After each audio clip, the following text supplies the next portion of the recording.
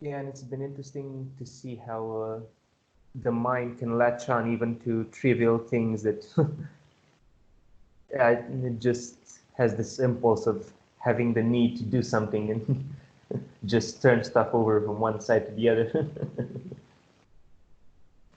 When you were just describing that, the visual image of a wagon Okay. that was rolling downhill by itself while the owner or the man was running after it. And once he catches it, he still hasn't stopped it yet. Okay. Okay. And that you've come to about that stage that you're beginning to catch the mind over and over again, and you begin to see what trivial things that the mind will latch on to and spin on, and the triviality of these thoughts is a new kind of thought. While you were Okay. having those thoughts, you weren't saying that they were trivial. During the time you were having those thoughts, they were important. Okay. Yeah. Okay. Old people spend a lot of time in the past in the sense of bringing up to themselves old grievances that happened 30 or 40 years ago, or old mistakes that were made, and what to do to fix them. Or if it was fixed, now we could fix it in a new way. Okay. So really what I'm getting at is that all of those kinds of thoughts about the past are trivial.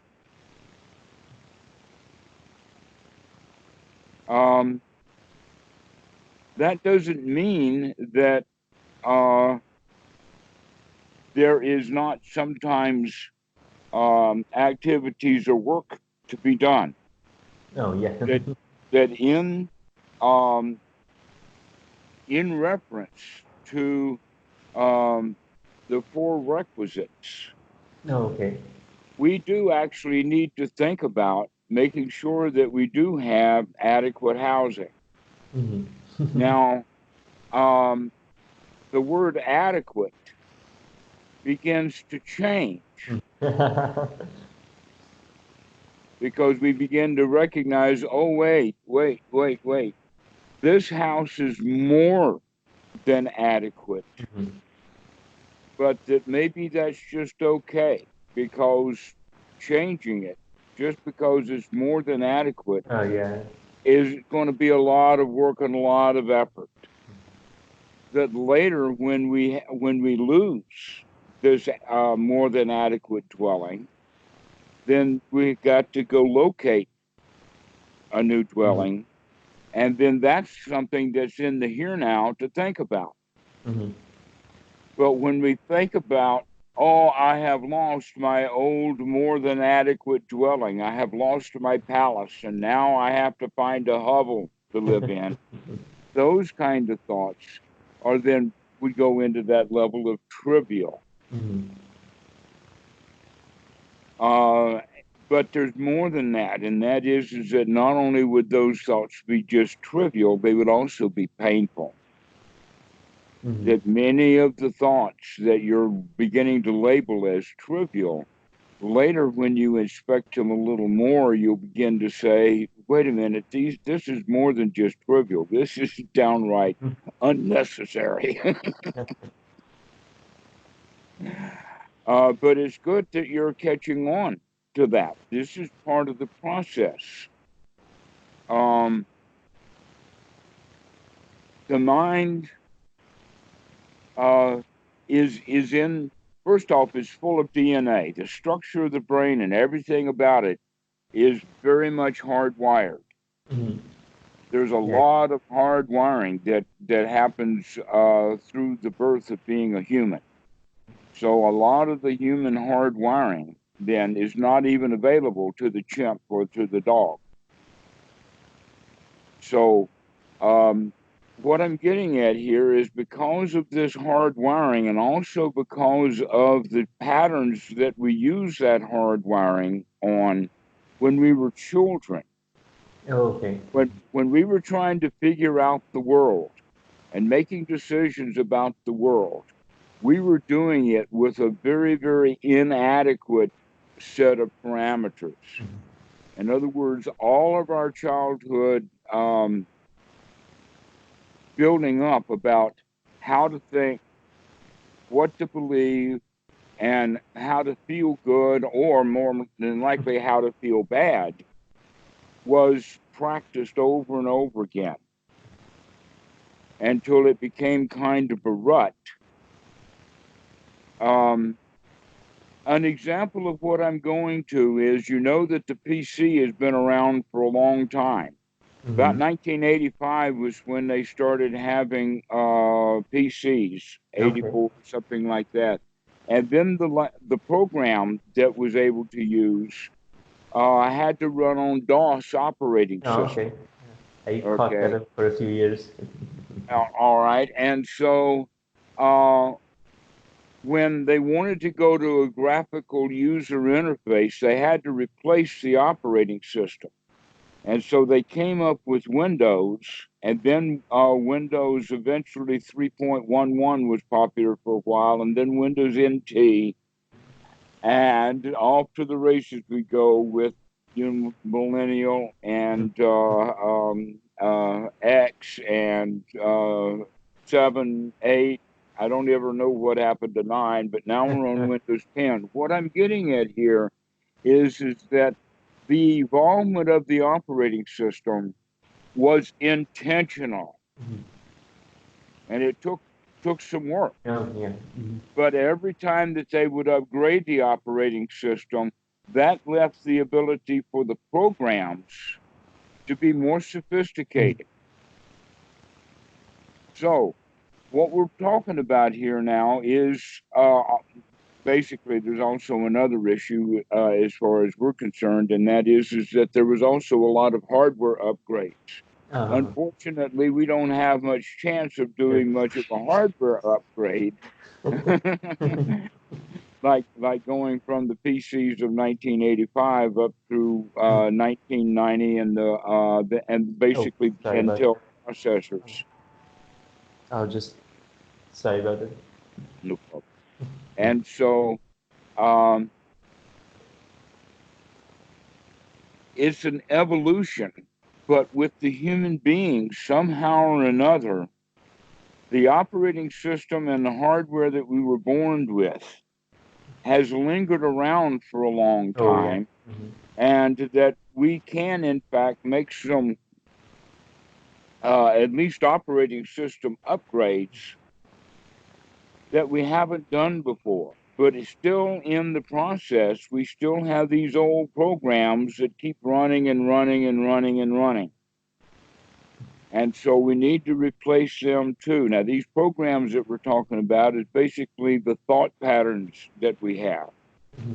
But these thought patterns also are based upon an operating system that we could call an operating philosophy, or the way that we look at the world. Okay.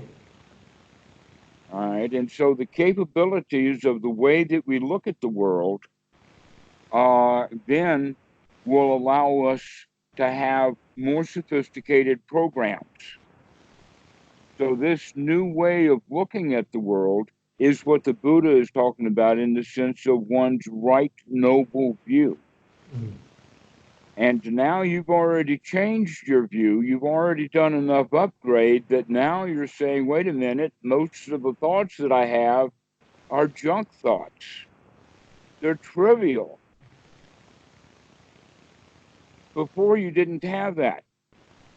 But now you can begin to judge that some of these programs that you're running are unnecessary. But we have to catch them and then stop them each time.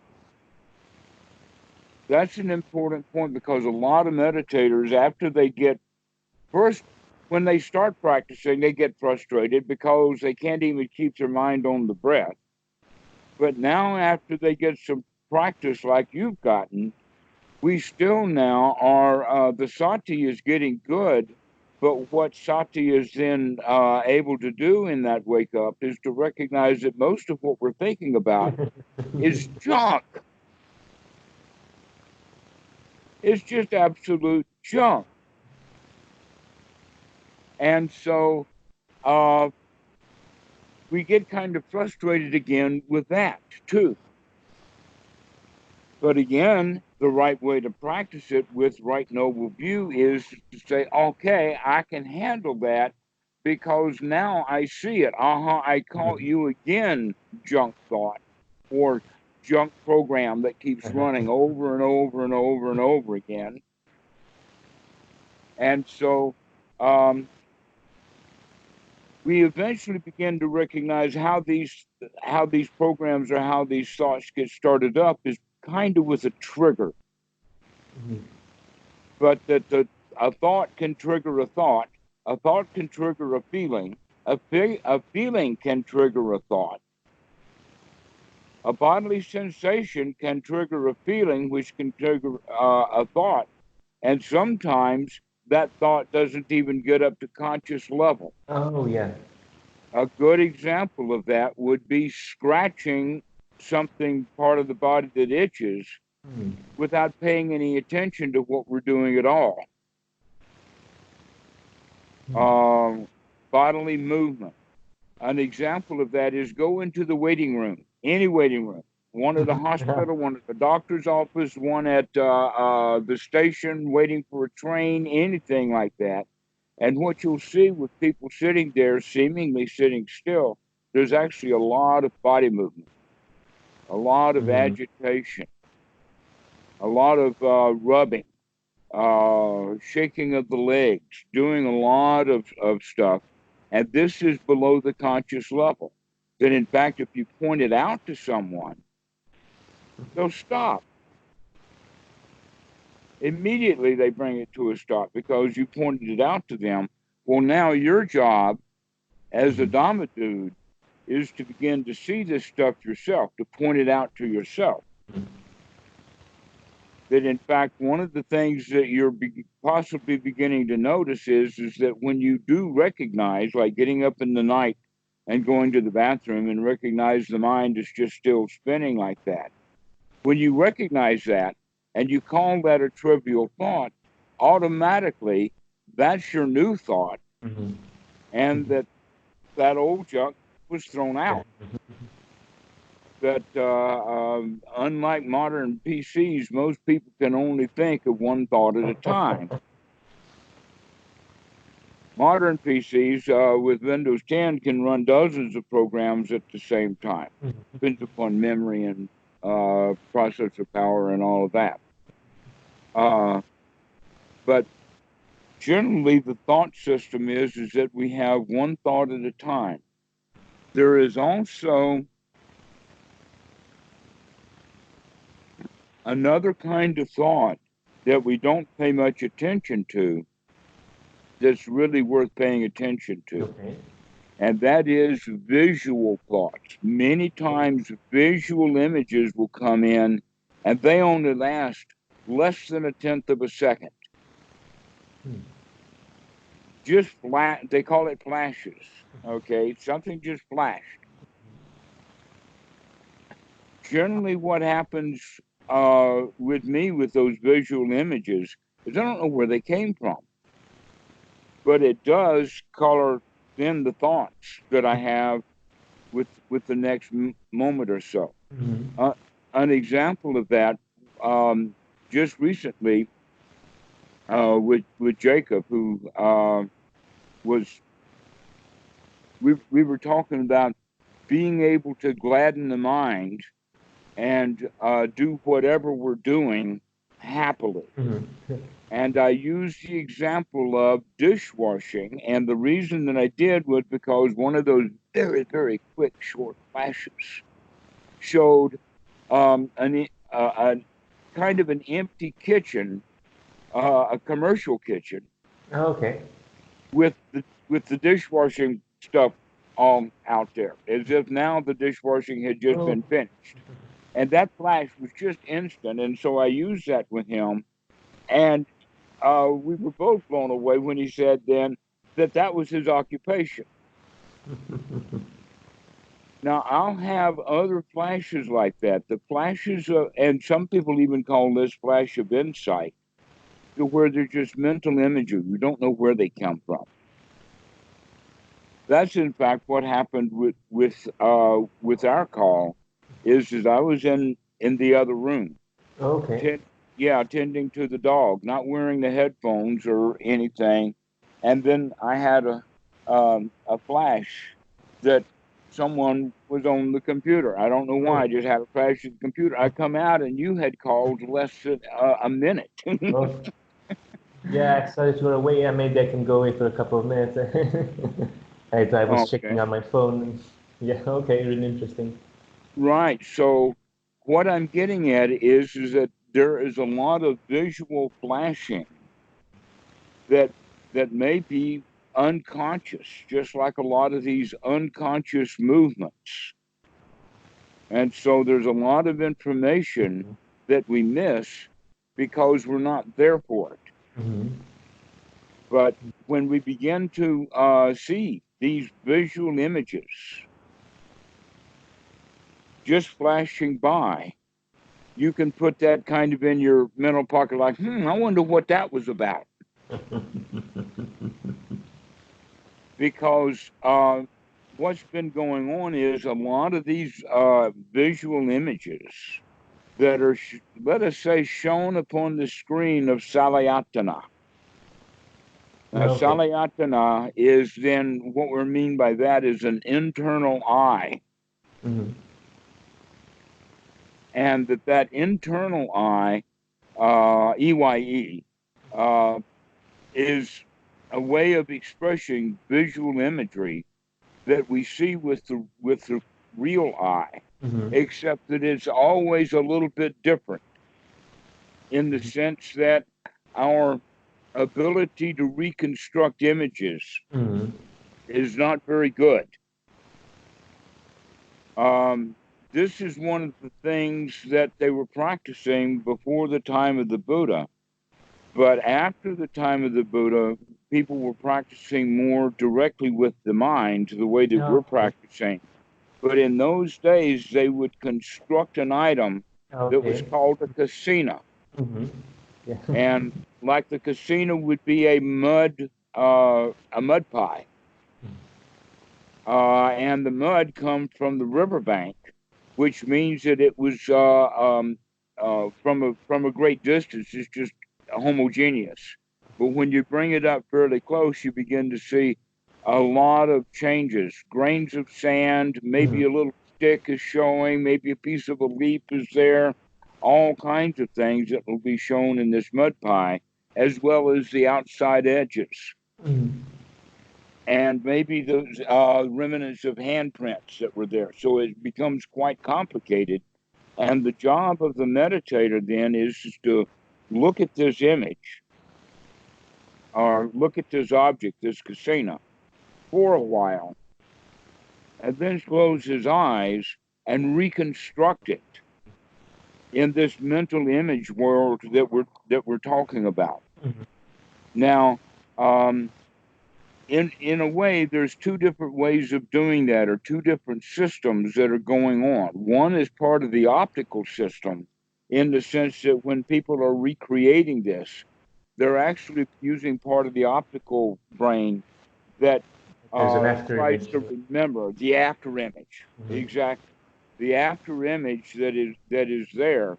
But what we're talking about here is more of a mental image, so that he can reimagine this thing in great detail.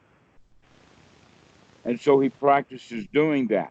What this gives is the skill of paying a lot of attention then to this visual uh, memory system that generally Vipassana meditators don't pay much Oh yeah. attention to, because we talk about thought. And when we talk about thought We think in about mostly the English, verbal. we think Yeah. verbal. The Mm-hmm. word thought is often used with the word verbal, but in the original Pali, when we talk about salayatana, what we're talking about is actually each sense organ Mm-hmm. has its own memory system, Mm-hmm. and that each memory system for each of the six um, atana or sense bases then is what's put together when we do a perception. Mm-hmm.